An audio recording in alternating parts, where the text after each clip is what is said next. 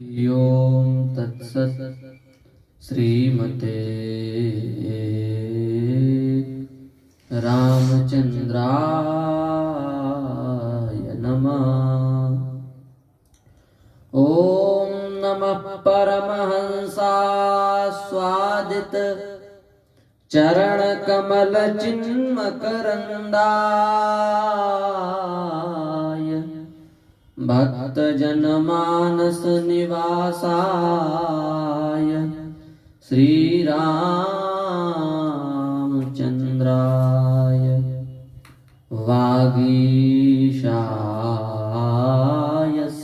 वदने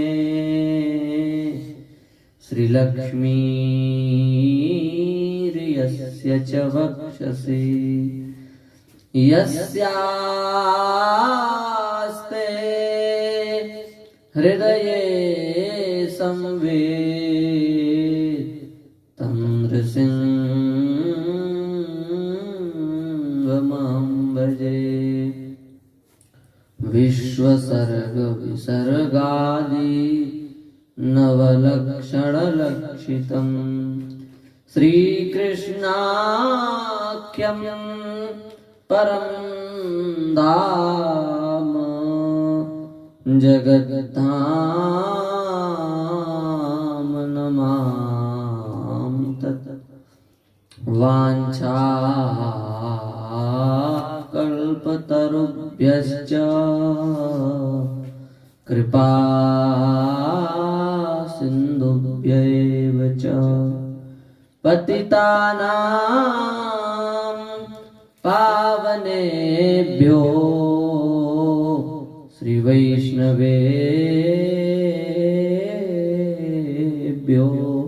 नमो नमः।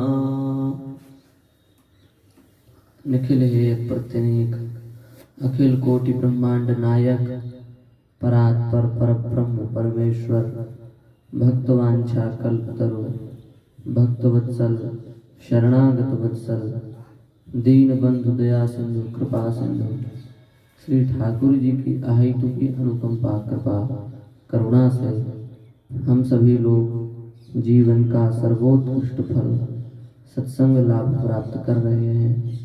यह श्री ठाकुर जी की विशेष कृपा है। सदाचार की महिमा और सदाचार की आवश्यकता इस विषय पर प्रकाश किया गया, क्योंकि सदाचार ही है जो जीवन में हमको सर्वोत्कृष्ट बनाने में परम साधक है। यदि व्यक्ति के पास सदाचार है, सदाचरण है, तो वह व्यक्ति संसार के किसी भी उपलब्धि को अत्यंत सहजता सरलता से प्राप्त कर सकता है। पर यदि हम सदाचार शून्य हैं, आचरण शून्य हैं और सदाचरण शून्य हैं, तो फिर हम अत्यंत परिश्रम करने के बाद भी किसी उच्च स्थिति को प्राप्त नहीं हो सकते। कल्याण के 3 ही साधन बतलाए गए हैं, कर्म, उपासना और ज्ञान। उपासना को ही भक्ति भी कहा जा सकता है। तो ज्ञान, भक्ति और कर्म, इन तीनों मार्गों में सदाचार की परम आवश्यकता है। यह सिद्ध किया गया है। इसलिए प्रत्येक व्यक्ति का यह प्रयत्न होना चाहिए कि सदाचरणशील बने। आज सबसे बड़ा दुर्भाग्य यह है कि जिनको हम विद्यालय कहते हैं, जिनको हम उच्चतम विद्यालय कहते हैं और जिनको हम विश्वविद्यालय कहते हैं, वे सर्वथा सदाचार शून्य होते जा रहे हैं। उनमें पढ़ने पढ़ाने वाले शिक्षक और विद्यार्थी दोनों आचरण शून्य होते जा रहे हैं। हम सबको तो नहीं कह सकते, पर अधिकांश देखने में यही आ रहा है कि सदाचार शून्य है। विद्यार्थी को, किसी मनुष्य को कैसा बनना है, वह कैसा बनेगा, यह उसकी कम अवस्था के जो लक्षण हैं वे ही उसको तय करते हैं। विद्यार्थी जीवन ही यह तय कर देता है कि यह व्यक्ति आगे चल करके क्या बनेगा। इसलिए विद्यार्थी जीवन में व्यक्ति को बहुत अच्छे संस्कार जब मिलेंगे तभी वह किसी अच्छी स्थिति को जाकर के आगे प्राप्त हो पाएगा। पर वर्तमान दशा को देख करके यह ज्ञात होता है, यह अनुभव होता है कि जिस अवस्था में विद्यार्थी को बहुत संजो करके, बहुत संभाल करके रखने की आवश्यकता होती है। उसी अवस्था में आज सबसे ज़्यादा विनाश हो रहा है। उसी अवस्था में आज उस व्यक्ति को, उस विद्यार्थी को खुली आज़ादी दी जा रही है और इसी से सर्वनाश हो रहा है। इसी से हमारी संस्कृति नष्ट हो रही है, इसी से हमारे सदाचार नष्ट हो रहे हैं। नई पीढ़ी यदि नहीं सुधरेगी तो हमारी संस्कृति को बढ़ाने वाला कौन है? इसलिए युवा पीढ़ी संभले और सुधरे, इसके लिए अत्यंत आवश्यक है कि माता पिता अपने पुत्र को अत्युत्तम सदाचार की शिक्षा प्रदान करें। अन्यथा धन, परिवार, कुटुंब सब कुछ रहेगा और ये तो सबके पास होते ही हैं, पर यदि सदाचार नहीं होगा जीवन में तो रस की अनुभूति नहीं होगी, प्रसन्नता, आनंद की अनुभूति नहीं होगी। शास्त्रों में कहा है, कुलानि समुपेतानि गोभिः पुरुषतोऽर्थतः कुल संख्यां न गच्छन्ति यानि हीनानि वृत्ततः वृत्ततस्त्ववीनापि कुलान्यल्पधनान्यपि कुल संख्यां न गच्छन्ति कर्षन्ति च महद्यशः। खूब बड़ा कुल है, कुलानि समुपेतानि, खूब अच्छा बड़ा परिवार है, उस परिवार की सब जगह खूब प्रतिष्ठा है, गौओं से संपन्न है, अर्थ से संपन्न है, सब प्रकार के सुविधाओं से संपन्न है, पर यदि आचरण शून्य है तो वह इतना बड़ा परिवार भी परिवार कहलाने का अधिकारी नहीं है। और अत्यंत छोटा घर है, निर्धन परिवार है, घर में कुछ भी नहीं है, बड़ी अकिंचनता है, पर उसके साथ साथ मन में बड़ा संतोष है, जीवन में अत्यंत सदाचार है, तो भैया वह कुल छोटा ही क्यों ना हो, वह अत्यंत प्रशंसनीय कुल है। देखो कुल कितना भी बड़ा क्यों ना हो, आचरण शून्य होगा, सदाचार शून्य होगा तो निश्चित है उस कुल का समूल नष्ट हो जाएगा। ध्यान में बात आई, रावण कितना बड़ा कुल था, 1 लाख पूत 1.25 लाख नाती, इसके बाद भी क्या रावण अपने सहित अपने कुल की रक्षा कर पाया? महान प्रकांड पंडित, वेदज्ञ, शास्त्रज्ञ, महापराक्रमी रावण जैसा बलवान व्यक्ति क्या मिट्टी में नहीं मिल गया? मिल गया। क्यों मिल गया? उसका कारण क्या है? उसका कारण यही है कि रावण में सब कुछ था, पर वह अपने आचरण से गिर गया और आचरण से गिरने के कारण रावण की यह दुर्गति हो गई। 56 करोड़ यदुवंशी वे भी सब नष्ट हो गए। क्यों? अपने आचरण से गिर गए। इतना बड़ा कुरुवंश नष्ट हो गया। क्यों? क्योंकि दुर्योधन आदि अपने आचरण से गिर गए। कोई नहीं बचा, सब मर गए और सब गिर गए।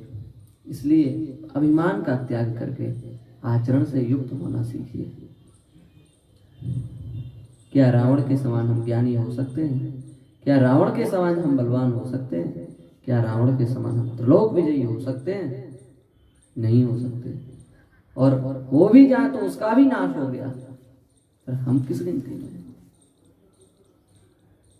इसलिए सदाचार संपन्न बने।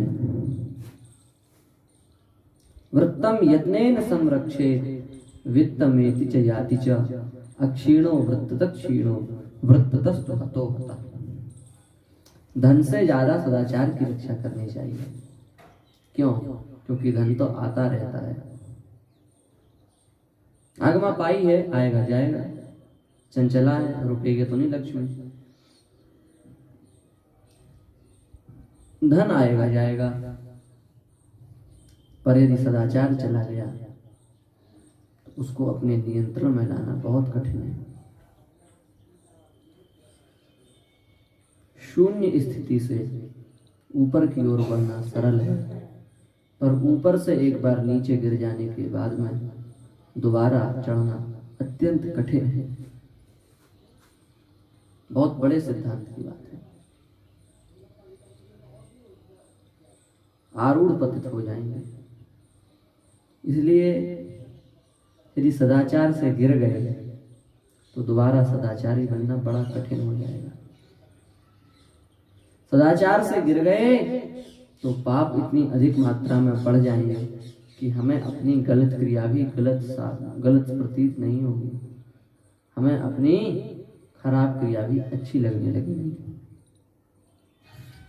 इसलिए विनम्र निवेदन है, सदाचार का पालन अवश्य करें। इसलिए कहा गया है आचार प्रभवो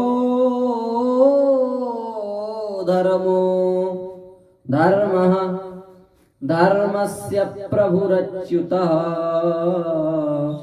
आश्रमाचार युक्तेन पूजिता सर्वदारी। भगवान जो है आचार से धर्म प्रकट होता है। आचार प्रभवा धर्म, आचार जो है वो धर्म का मूल है। और धर्मस्य प्रभुरच्युता, धर्म क्या है? भगवान स्वयं धर्म के रूप हैं। और आश्रमाचार युक्तेन, जो सदाचार से युक्त है, अपने वर्णाश्रम धर्म से युक्त है, वह कुछ भी करता रहे उसकी प्रत्येक क्रिया पूजा बन जाती है। उसकी प्रत्येक क्रिया पूजा बन जाती है।